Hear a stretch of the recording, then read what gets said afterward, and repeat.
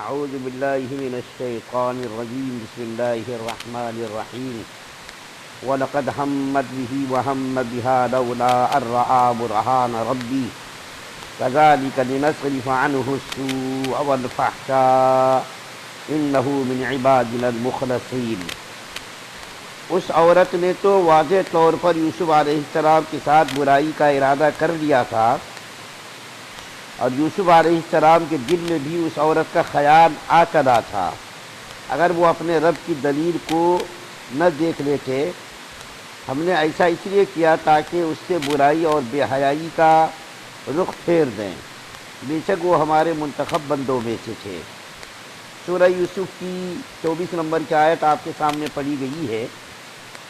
جب زلیخا نے حضرت یوسف علیہ السلام کو اپنی طرف مائل کرنا چاہا اور زلیخا بالکل برائی پر آمادہ ہو گئی تھی، تو یوسف علیہ السلام چونکہ انسان تھے، بشری تقاضے کے مطابق یوسف علیہ السلام کے دل میں بھی زلیخا کا خیال آنے لگا تھا۔ زلیخا کے دل کے اندر یوسف علیہ السلام کا خیال پیدا ہوا، اور یوسف علیہ السلام کے دل میں بھی زلیخا کا خیال آنے لگا تھا، لیکن اللہ تعالیٰ کی طرف سے ایک دلیل اور برہان ظاہر ہونے کی وجہ سے یوسف علیہ السلام کے دل سے وہ خیال اور وہ وسوسہ نکل گیا۔ دیکھیے یہاں پر کل میں نے عرض کیا تھا کہ زلیخا کے دل میں بھی ہم پیدا ہوا، اور یوسف علیہ السلام کے دل میں بھی ہم پیدا ہوا۔ ہم کے معنی خیال کیا آتے ہیں، تصور کیا آتے ہیں۔ تو زلیخا کے دل کے اندر بھی برائی کا خیال پیدا ہوا، اور یوسف علیہ السلام کے دل کے اندر پیدا ہونے ہی لگا تھا کہ اللہ تعالیٰ نے اس خیال کو اپنی دلیل اور برہان کے ذریعے سے اس کو خیال کو دور کر دیا۔ دیکھیے دونوں میں فرق میں واضح کر رہا ہوں کہ جو خیال اور وسوسے کی دو قسم ہے۔ ایک خیال تو ہے اختیاری اور ایک خیال ہے غیر اختیاری۔ نبی کریم صلی اللہ علیہ وسلم نے ارشاد فرمایا کہ اگر کسی بندے کے دل میں برائی کا خیال پیدا ہو اور وہ بندہ برائی نہ کرے، برائی نہ کرنے کی وجہ سے اس کو اللہ تعالیٰ ایک نیکی اس کے نام اعمال میں لکھ دیتے ہیں، اور اگر وہ خدا نخواستہ برائی کر لے تو برائی کرنے پر صرف اس کو ایک برائی ہی لکھی جائے گی۔ لیکن اگر کوئی نیکی کا ارادہ کر لے، کسی قسم کی نیکی کا ارادہ کر لے، صدقہ کرنے، خیرات کرنے، زکوٰۃ دینے، حج کرنے، نماز پڑھنے، کسی بھی نیکی کا ارادہ کر لے تو ارادہ کرنے پر اس کو ایک نیکی اس کے نام اعمال میں لکھی جاتی ہے، اور اگر وہ آدمی ارادے کے ساتھ ساتھ وہ نیک کام کر بھی لے تو کرنے پر اس کے نام اعمال میں 10 نیکیاں لکھی جاتی ہے۔ یہ اللہ تعالیٰ کی مہربانی دیکھیے، فضل دیکھیے کہ برائی کا ارادہ کرنے پر اس کے نام اعمال میں کچھ نہیں لکھا جاتا، لیکن اگر وہ برائی سے رک گیا اور خدا کا خوف اس کے دل کے اندر پیدا ہو گیا تو خوف خدا سے رکنے پر اس کے نام اعمال میں ایک نیکی لکھی جاتی ہے، اور برائی نعوذ باللہ اگر کر لے تو ایک برائی لکھی جاتی ہے، لیکن اگر نیکی کا ارادہ کرے تو نیکی کا ارادہ کرتے ہی اس کے نام اعمال میں نیکی لکھ دی جاتی ہے، اور کرنے پر 10 نیکیاں لکھی جاتی ہیں۔ تو یوسف علیہ السلام کے دل کے اندر جو خیال پیدا ہوا وہ اختیاری خیال نہیں تھا، بلکہ غیر اختیاری خیال پیدا ہوا، اور غیر اختیاری خیال پیدا ہی ہوتے ہی وہ خیال دل سے پھر اللہ تعالیٰ نے کو نکال دیا دلیل اور برہان کے ذریعے سے۔ ابھی میں انشاءاللہ واضح کروں گا کہ دلیل و برہان اللہ تعالیٰ کی طرف سے کیا ظاہر ہوا۔ تو زلیخا کے دل کے اندر جو خیال پیدا ہوا وہ خیال یقینی درجے کا خیال تھا، اور وہ خیال اختیاری تھا، اور اس کی دلیل یہ ہے کہ زلیخا نے پوری تیاری کر لی تھی برائی کرنے کی۔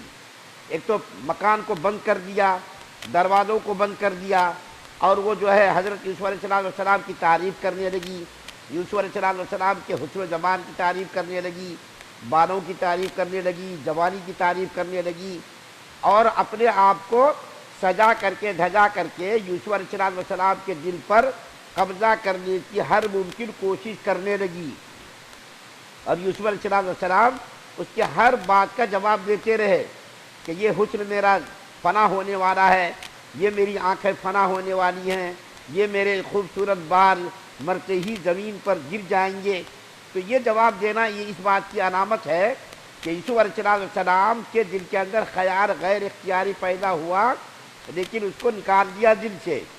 تو زلیخا کا جو خیال تھا وہ مکمل طور پر برائی کرنے کا خیال تھا۔ یہ دیکھیے، میں ایک اور مثال دیتا ہوں، ابھی یاد آئی وہ کہ حضرت آدم علیہ السلام کو اللہ تعالیٰ نے پیدا کیا، اور پیدا کر کے شیطان کو اور ملائکہ کو سب کو اللہ تعالیٰ نے حکم دیا کہ آدم علیہ السلام کو سجدہ کرو۔ تمام فرشتوں نے سجدہ کیا، لیکن شیطان نے سجدہ نہیں کیا۔ شیطان سے پوچھا گیا کہ تم نے سجدہ کیوں نہیں کیا؟ تو شیطان نے کہا کہ میں آدم علیہ السلام سے افضل ہوں، میں آگ سے بنا ہوں، آدم علیہ السلام مٹی سے پیدا ہوئے، میں افضل ہو کر کے غیر افضل کو سجدہ کیسا کروں؟ اس کے بعد پھر اللہ تعالیٰ نے حضرت آدم علیہ السلام کو جنت کے اندر داخل کیا اور کہہ دیا کہ جنت کے اندر تم عیش و آرام کے ساتھ موج مستی کرو، لیکن فلاں درخت کے قریب مت جانا، اس کا پھل مت کھانا تو دور کی بات، قریب بھی مت جانا۔ لیکن شیطان نے حضرت آدم علیہ السلام کو بہکا کر ورغلا کر قسم وغیرہ کھا کر کے آدم علیہ السلام کو پھل کھلا دیا۔ کھلانے کے بعد آدم علیہ السلام کے جسم سے لباس پورا اتر گیا، ان کو فوراً اپنی غلطی کا احساس ہوا۔ آدم علیہ السلام کو فوراً غلطی کا احساس ہوا، اور احساس ہوتے ہی فوراً اللہ تعالیٰ کی طرف رجوع ہو گئے اور معافی تلافی کرنے لگے۔ لیکن یہاں پر دیکھیے دو بات ہے، ایک تو آدم علیہ السلام سے بھول ہو گئی، تو جیسے ہی ان کو احساس ہوا اپنی بھول کا، فوراً اللہ تعالیٰ کی طرف رجوع ہو گئے، معافی تلافی کرنے لگے، یا اللہ مجھ سے جو ہے غلطی ہو گئی، میری غلطیوں کو معاف کر دیجیے۔ تو یہاں پر دیکھیے نیک بندے کی یہ خصوصیت ہے، ان سے جو ہے بھول ہو گئی، فوراً اللہ تعالیٰ کی طرف رجوع ہو گئے اور اپنی معافی تلافی کرنے لگے۔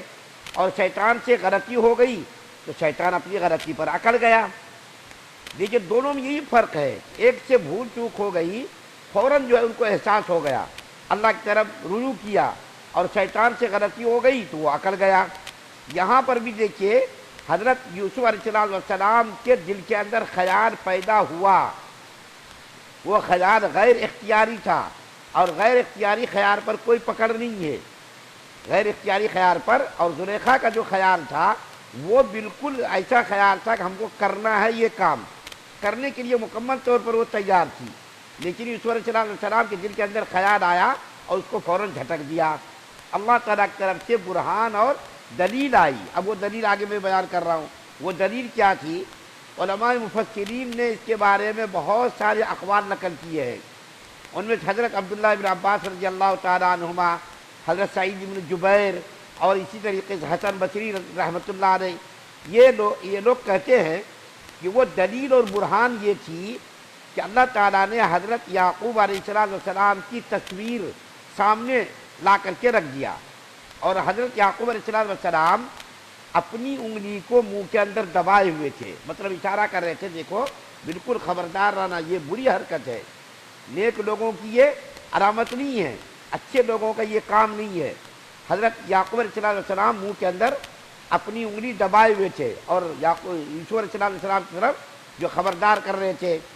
بعض علماء کہتے ہیں کہ ایک جو ہے فرشتے کی تصویر آ گئی، اور بعض علماء دوسری باتیں بھی نقل کرتے ہیں کہ اللہ تعالیٰ کی طرف سے دوسری جو برہان اور دلیل آئی، اس دلیل کو دیکھ کر کے بعض علماء کہتے ہیں کہ حضرت یوسف علیہ السلام کی نبوت اور رسالت، علم و حکمت ہی دلیل تھی۔ بعض علماء یہ کہتے ہیں، بہت سارے اقوال ہیں کہ اللہ تعالیٰ کی طرف سے برہان اور دلیل آئی، کیوں کہ اللہ تعالیٰ نے نبیوں کو بالکل گناہوں سے پاک اور صاف رکھا ہے، اس لیے پاک صاف رکھا ہے کہ آگے چل کر کے وہ اپنی امت کے لیے، اپنے لوگوں کے لیے دلیل بننے والے تھے، اور اگر ان سے گناہوں کا صدور ہو جاتا، گناہوں کا ارتکاب ہو جاتا، تو ان کی پوری شریعت ہی مشکوک ہو جاتی۔ کوئی پھر عمل، کسی عمل کے بارے میں اگر وہ حکم دیتے تو امت یہ کہتی کہ ارے ہو سکتا ہے یہ عمل آپ کا غلط ہو، پوری شریعت ہی مشکوک بن جاتی، اور پوری شریعت پر عمل کرنا دشوار ہو جاتا۔ اس لیے پوری امت کا اس بات پر اتفاق ہے کہ اللہ تعالیٰ نے 1,24,000 انبیاء کرام علیہم السلام کو ہر قسم کی خطا سے، صغیرہ کبیرہ ہر قسم کی خطاؤں سے اللہ تعالیٰ نے نبیوں کو پاک رکھا ہے، محفوظ رکھا ہے۔ اس کے دامن کو داغدار نہیں ہونے دیا، اس کے دامن کو خراب نہیں ہونے دیا۔ کیوں؟ آگے چل کر کے وہ نمونہ بننے والے تھے۔ جب جو نمونہ بننے والے تھے وہی اگر غلط کام کر دیتے تو آگے چل کر کے تو پھر پوری شریعت ہی مشکوک ہو جاتی۔ تو اللہ تعالیٰ نے اس کو محفوظ رکھا۔ تو یوسف علیہ السلام کو بھی دلیل و برہان کی وجہ سے جو یہ خیال پیدا ہوا، لیکن خیال پیدا ہوتے ہی اپنی دلیل اور برہان کے ذریعے سے یوسف علیہ السلام کے خیال کو دور کر دیا۔ کیا اللہ تعالیٰ کیا فرما رہے ہیں؟ كَذَلِكَ لِنَصْرِفَ عَنْهُ السُّوءَ وَالْفَحْشَاءَ، ایسے ہی اللہ تعالیٰ نے یوسف علیہ السلام کو سوء اور فحشا، سوء کہتے ہیں، سوء کے بارے میں لکھا ہے علماء نے، سوء سے مراد صغیرہ گناہ اور فحشا سے مراد کبیرہ گناہ۔ کیا مطلب ہوا؟ کہ اللہ تعالیٰ نے صغیرہ کبیرہ ہر قسم کی خطاؤں سے، گناہوں سے اللہ تعالیٰ نے یوسف علیہ السلام کو محفوظ رکھا۔ کیوں؟ اللہ فرمان انہو من عبادنا المخلصین، کیونکہ یوسف علیہ السلام اللہ کے مخلص بندے تھے، اللہ تعالیٰ کے مخلص بندے تھے۔ مخلص بندوں کی اس طریقے سے اللہ تعالیٰ حفاظت کرتے ہیں اور آگے چل کر کے دوسروں کے لیے نمونہ اور ماڈل بنانے والے تھے۔ اس لیے اللہ تعالیٰ نے یوسف علیہ السلام کو ہر قسم کی خطاؤں سے محفوظ رکھا۔ تو دونوں کے ہم میں، دونوں کے خیال میں نے تھوڑی سی وضاحت اس لیے کر دی کہ کسی کے دل کے اندر شاید یہ وسوسہ پیدا ہو کرے، نبی ہو کر کے ان کے دل کے اندر بھی خیال پیدا ہوا اور زلیخا کے دل کے اندر خیال پیدا ہوا، تو دونوں کے خیال میں فرق کیا ہوا؟ دونوں کے دل کے اندر خیال پیدا ہوا۔ تو میں نے عرض کر دیا کہ زلیخا کا جو خیال تھا وہ یقینی طور پر گناہ کرنے کا خیال تھا، اور یوسف علیہ السلام کا جو خیال تھا وہ اچانک دل کے اندر آیا اور آ کر کے پھر وہ چلا بھی گیا۔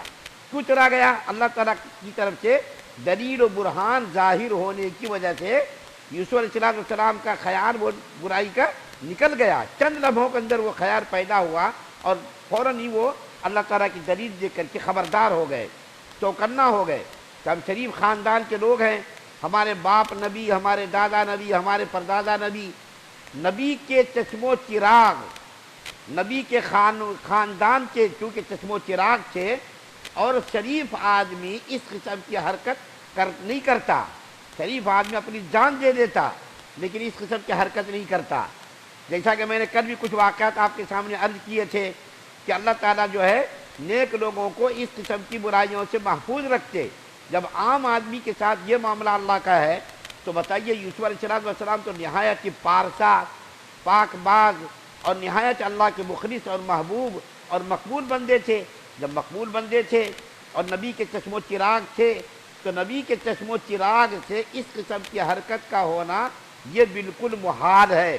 یہ ساری امت مسلمہ کا متفقہ فیصلہ ہے کہ اللہ تعالیٰ نے نبیوں کو ہر قسم کی خطا سے محفوظ رکھا ہے۔ آگے جو ذکر ہے یوسف علیہ السلام دروازہ جو بھاگنے لگے تو اللہ تعالیٰ نے دروازوں کو کھول دیا، اور یوسف علیہ السلام پر جو الزام لگا، زلیخا نے الزام لگایا، اس الزام کو اللہ تعالیٰ نے ایک چھوٹے بچے سے کیا اس کی تردید کرائی کہ یوسف علیہ السلام بے قصور ہے، زلیخا قصوروار ہے۔ اس کا ذکر آگے آئے گا انشاءاللہ۔ اللہ سے دعا ہے اللہ ہم سب کو سننے زیادہ عمل کی توفیق عطا فرمائے۔ سبحان اللہ و بحمدہ۔